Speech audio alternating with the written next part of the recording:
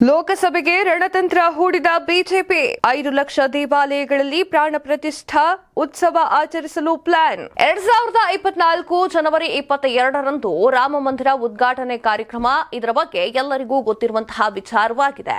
ಈಗ ಬಿಜೆಪಿ ಹೊಸ ಪ್ಲಾನ್ ಅನ್ನ ಮಾಡಿದೆ. ಲೋಕಸಭಾ ಚುನಾವಣೆ ಹತ್ತಿರ ಬರ್ತಾ ಇದ್ದಂತೆ ಬಿಜೆಪಿ ಕಾರ್ಯಚಟುವಟಿಕೆಗಳು ವೇಗವಾಗಿ ಸಾಗ್ತಾ ಇದೆ. ಇದೇ ಕಾರಣಕ್ಕೋಸ್ಕರ ಪ್ರತಿ ಲೋಕಸಭಾ ಕ್ಷೇತ್ರದಲ್ಲಿ 5,000 ಜನರನ್ನ ರೈಲಿನ ಮೂಲಕ ರಾಮನನ್ನ ನೋಡಲು ಕರೆಸಿಕೊಳ್ತಾ ಇದೆ ಬಿಜೆಪಿ ಸರ್ಕಾರ. ಯಾಕೆ ಈ ಮಾಸ್ಟರ್ ಪ್ಲಾನ್ ಅನ್ನ ಮಾಡಿದೆ? ಲೋಕಸಭಾ ಚುನಾವಣೆ ಹತ್ತಿರ ಬರುತ್ತಿರುವಂತಹ ಹಂತದಲ್ಲೇ ರಾಮ ಮಂದಿರ ಉದ್ಘಾಟನಾ ಸಮಾರಂಭವನ್ನ ಕೈಗೆತ್ತಿಕೊಂಡಿದೆ ಬಿಜೆಪಿ ಸರ್ಕಾರ. ಇದೇ ಸಂದರ್ಭದಲ್ಲಿ ಲೋಕಸಭಾ ಎಲೆಕ್ಷನ್ ಹತ್ರ ಬರ್ತಾ ಇದೆ. ಹಾಗೆ ಲೋಕಸಭೆಯ ಒಂದೊಂದು ಲೋಕಸಭಾ ಕ್ಷೇತ್ರದಲ್ಲೂ ಕೂಡ ಬಿಜೆಪಿ ಸರ್ಕಾರ 5,000 ಜನರನ್ನ ಕರೆಸಿಕೊಳ್ತಾ ಇದೆ. ಹಾಗೆ 1 ಲಕ್ಷ ಹಳ್ಳಿಗಳಲ್ಲಿ ನೇರ ಪ್ರಸಾರವನ್ನ ಮಾಡೋಕೆ ಬಿಜೆಪಿ ಸರ್ಕಾರ ಹೊಸ ಪ್ಲಾನ್ ಅನ್ನ ಮಾಡಿಕೊಂಡಿದೆ. ಹಾಗಾದ್ರೆ ಬಿಜೆಪಿ ಪ್ಲಾನ್ ಏನು ಅನ್ನೋದ್ರ ಬಗ್ಗೆ ಮಾಹಿತಿ ಇಲ್ಲಿದೆ ನೋಡಿ.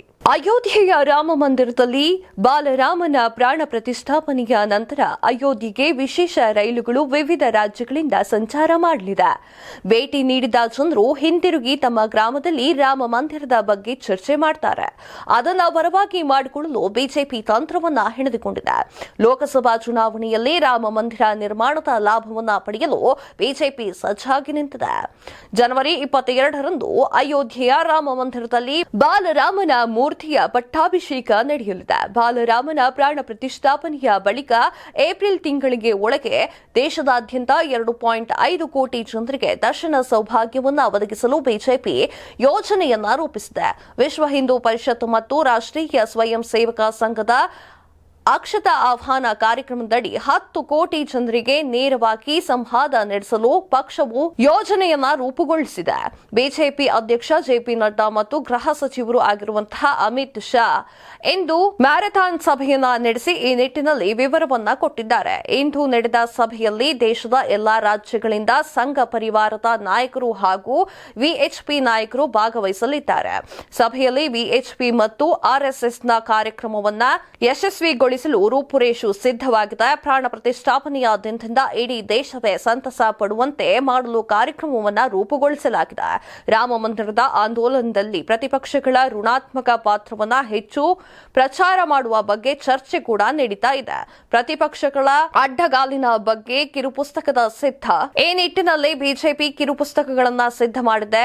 ಅದರಲ್ಲಿ ರಾಮ ಮಂದಿರ ನಿರ್ಮಾಣದ ಹಾದಿಯನ್ನ ಪ್ರತಿಪಕ್ಷಗಳು ಕಾಲಕಾಲಕ್ಕೆ ಒಡ್ಡುತ್ತಿರುವ ಅಡೆತಡೆಗಳ ಬಗ್ಗೆ ವಿವರವಾಗಿ ಬರೆಯಲಾಗಿದೆ. ರಾಮ ಮಂದಿರ ಉದ್ಘಾಟನೆಗೂ ಮುನ್ನ ಇಡೀ ದೇಶವನ್ನ ರಾಮಮಯ ಮಾಡಬೇಕೆಂದು ಬಿಜೆಪಿಯು ತಂತ್ರವನ್ನ ಮಾಡಿದ್ದು, ಸೋಮವಾರದಿಂದಲೇ ಆರ್ಎಸ್ಎಸ್ ಮತ್ತು ವಿಎಚ್ಪಿ ಪೂಜಿತ್ ಅಕ್ಷತ್ ಮತ್ತು ರಾಮಲಲ್ಲಾ ಚಿತ್ರವನ್ನ ವಿತರಿಸುವ ಪ್ರಕ್ರಿಯೆ ಆರಂಭವಾಗಿದೆ. ಕನಿಷ್ಠ 10 ಕೋಟಿ ಜನರನ್ನ ತಲುಪುವ ಯೋಜನೆ ಇದಾಗಿದೆ. ಪ್ರಾಣ ಪ್ರತಿಷ್ಠಾಪನೆಯ ನಂತರ ದೇಶದಾದ್ಯಂತ 2.5 ಕೋಟಿ ಜನರು ಏಪ್ರಿಲ್ ತಿಂಗಳವರೆಗೆ ರಾಮ ಮಂದಿರಕ್ಕೆ ಭೇಟಿಯನ್ನ ನೀಡಬೇಕು. ಅದರಲ್ಲಿ ಪ್ರತಿ ಲೋಕಸಭೆ ಕ್ಷೇತ್ರದಿಂದ ಕನಿಷ್ಠ 5,000 ಜನರು ರಾಮ ಮಂದಿರಕ್ಕೆ ಭೇಟಿಯನ್ನ ನೀಡಬೇಕು ಎಂದು ರಣತಂತ್ರವನ್ನ ರೂಪಿಸಲಾಗಿದೆ.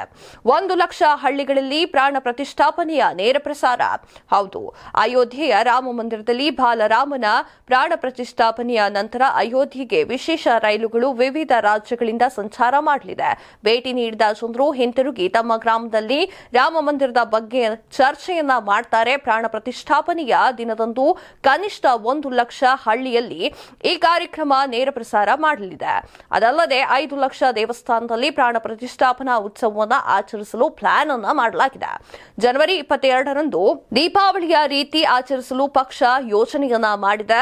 ರಾಮ ಮಂದಿರದ ಉದ್ಘಾಟನೆಯ ನಂತರ ಕಾರ್ಯಕ್ರಮಗಳು ಹೆಚ್ಚಿನ ಕಾರಣ ಆರ್ಎಸ್ಎಸ್ ವಿಎಚ್ಪಿಯ ಕಾರ್ಯಕ್ರಮಗಳು ರಾಜ್ಯ ಮತ್ತು ಜಿಲ್ಲೆ ಹಾಗೂ ಬ್ಲಾಕ್ ಮಟ್ಟದಲ್ಲಿ ಬಿಜೆಪಿ ಕಾರ್ಯಕರ್ತರು ಬೆಂಬಲವನ್ನ ಸೂಚಿಸುವಂತೆ ಮನವಿಯನ್ನ ಮಾಡಲಾಗಿದೆ. ಇದೆಷ್ಟೋ ಈ ಹೊತ್ತಿನ ಸುದ್ದಿ. ಮತ್ತಷ್ಟು ಸುದ್ದಿಗಳಿಗಾಗಿ ನೋಡ್ತಾ ಇರಿ ಕರ್ನಾಟಕ ಟಿವಿ. ಇದು ಕನ್ನಡಿಗರ ಧ್ವನಿ. ಈ ಭೂಮಿ ಮೇಲೆ ತಾನಷ್ಟೇ ಉದ್ಧಾರ ಆದ್ರೆ ಸಾಕು, ಬೇರೆಯವ್ರನ್ನ ಬೆಳೆಸೋ ಉಸಾಬರಿ ನಮ್ಗ್ಯಾಕೆ ಅನ್ನೋರ್ ಸಂಖ್ಯೆನೇ ಜಾಸ್ತಿ. ಆದ್ರೆ ಕೆಲವರು ಮಾತ್ರ ತಾನು ಬೆಳೆಯೋದ್ರ ಜೊತೆಗೆ ತನ್ನವರನ್ನು ಕೂಡ ಬೆಳೆಸ್ತಾರೆ. ತಮಗಿಂತ ಎತ್ತರಕ್ಕೆ ಬೆಳೆಯೋಕೆ ಬೆಳಕಾಗ್ತಾರೆ.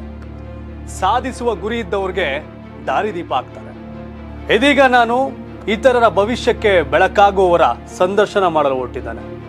ಮಿಸ್ ಮಾಡದೆ ನೋಡಿ ಕರ್ನಾಟಕ ಟಿವಿ. ದಾರಿದೀಪ.